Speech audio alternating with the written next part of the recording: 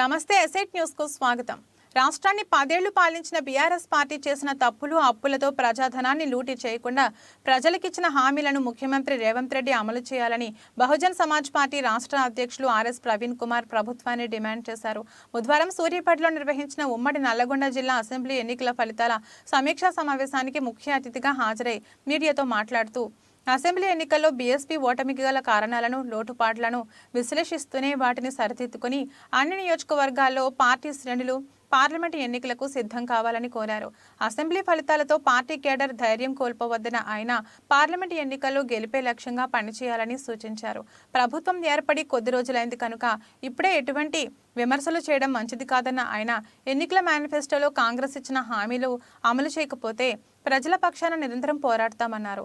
ప్రాజెక్టుల పేరుతో ప్రజాధనాన్ని అడ్డగోలుగా లూటీ చేస్తే బీఆర్ఎస్ పార్టీకి పట్టిన గతే భవిష్యత్తులో కాంగ్రెస్ కు పడుతుందన్నారు.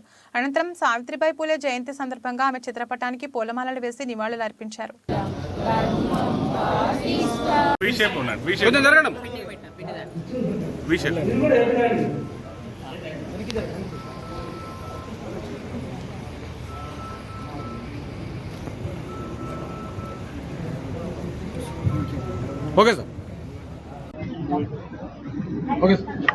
ఈరోజు సూర్యాపేట పట్టణంలో ఉమ్మడి నల్గొండ జిల్లా బహుజన్ సమాజ్ పార్టీ సమావేశం జరుగుతున్నది.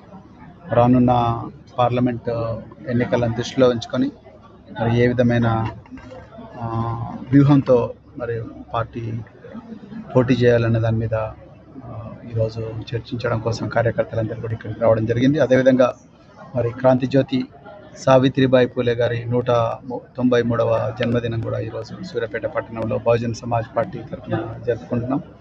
మరి క్రాంతి జ్యోతి సావిత్రిబాయి పూలే గారి త్యాగం అసమానమైనది. మరి ఆమె భారతదేశంలో మొట్టమొదటి మహిళా ఉపాధ్యాయురాలు. ఆమె చేయబట్టే మరి ఈరోజు మహిళలు అందరూ కూడా ధైర్యంగా చదువుకోగలుగుతున్నారు. మరి అలాంటి ఒక మహనీయురాల్ని స్మరించుకోవడం కోసం ఈరోజు బహుజన్ సమాజ్ పార్టీ ఇక్కడ చేరింది.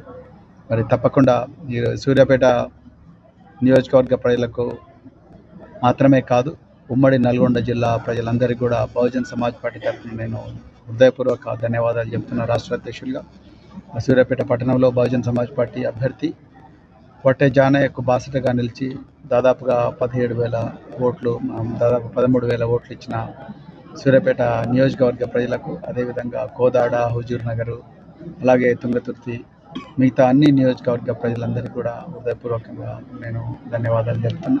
దేవరకొండ తర్వాత ఇంకా సాగర్. సో రాబోయే రోజుల్లో తప్పకుండా ప్రజల ఆకాంక్షల మేరకు పనిచేస్తాం.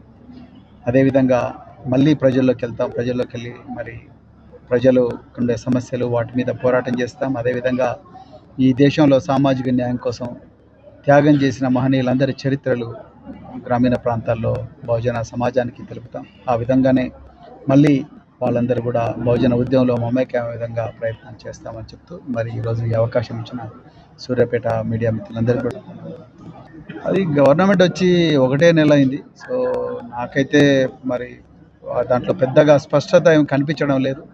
అదేవిధంగా గైడ్ లైన్స్ కూడా క్లియర్గా ఇంకా ఇవ్వలేదు. ఓన్లీ డేటానే గ్యాదర్ చేస్తున్నట్టుగా అనిపిస్తుంది. మరి ఆల్రెడీ ప్రభుత్వం వచ్చి దాదాపుగా 1 నెల అయింది. 1 నెలలో మరి 2-3 గ్యారంటీలు ఏదో వేసినట్టుగా ఉంది. కానీ ఇంకా స్పష్టమైన విధి విధానాలతోని 6 గ్యారంటీల స్కీము జరుగుతున్నదని నేనైతే అనుకోవడం లేదు. అయితే ఇప్పుడే మరి ప్రభుత్వం డేటా గ్యాదర్ చేస్తున్న ఈ పరిస్థితుల్లో మేము ఇప్పుడే ప్రభుత్వాన్ని విమర్శించడం అలాంటివి మేము చేయాలని అనుకోవడం లేదు. కాకపోతే గత ప్రభుత్వం చేసిన తప్పులను మళ్ళీ చేయకూడదని మాత్రం నేను రేవంత్ రెడ్డి గారిని పర్సనల్గా నేను రిక్వెస్ట్ చేస్తున్నా. గత ప్రభుత్వం ప్రజలను పట్టించుకోకుండా ప్రజలకు దూరమై మరి నాకు తెలిసిందే అంత కరెక్ట్ అని చెప్పేసి ప్రజల మీద రకరకాల పథకాలను మరి ప్రాజెక్టులను రుద్దినందుకు మరి రాష్ట్రానికి ఎంత తీరని నష్టం జరిగింది. మరి అదేవిధంగా మరి ప్రజలు కూడా ఏ విధంగా బుద్ధి చెప్పిన విషయం ఈరోజు కాంగ్రెస్ పార్టీకి తెలియంది కాదు, రేవంత్ రెడ్డి గారికి కూడా తెలియంది కాదు. అందుకొరకు ఆ ప్రభుత్వం చేసిన తప్పులు ఈ ప్రభుత్వం కూడా చేస్తే మళ్ళీ ప్రజలు ఈ ప్రభుత్వానికి కూడా అదే బుద్ధి చెప్తారు. అందుకొరకు రహస్యమైన జీవోలు, పారదర్శకత లేని పథకాలు, అదేవిధంగా ఎందుకోసం డేటా కలెక్ట్ చేస్తున్నారో ప్రజలకు చెప్పకుండా, డేటా కలెక్ట్ చేసిన తర్వాత డేటా యొక్క విశ్లేషణ ప్రజల ముందు పెట్టకుండా కేవలం పార్టీ ప్రయోజనాల కోసమే వాడుకుంటే మళ్ళీ ఈరోజు బీఆర్ఎస్ పార్టీకి ఏ విధంగా బుద్ధి చెప్పినా అదే పార్టీ పరిస్థితి మళ్ళీ కాంగ్రెస్ పార్టీ కూడా పడుతుంది. మరి బహుజన్ సమాజ్ పార్టీ నిరంతరం ప్రజల మధ్యలో ఉండే పార్టీ. సో అందుకొరకు 6 గ్యారంటీల స్కీమ్ అమలును కూడా మేము కూడా ప్రజల మధ్యలో ఉండి పర్యవేక్షిస్తాం.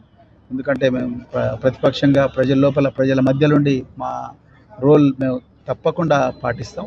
సో అందుకొరకు ఇప్పుడే వచ్చిన నెల రోజు కూడా కాలేదు కరెక్ట్గా.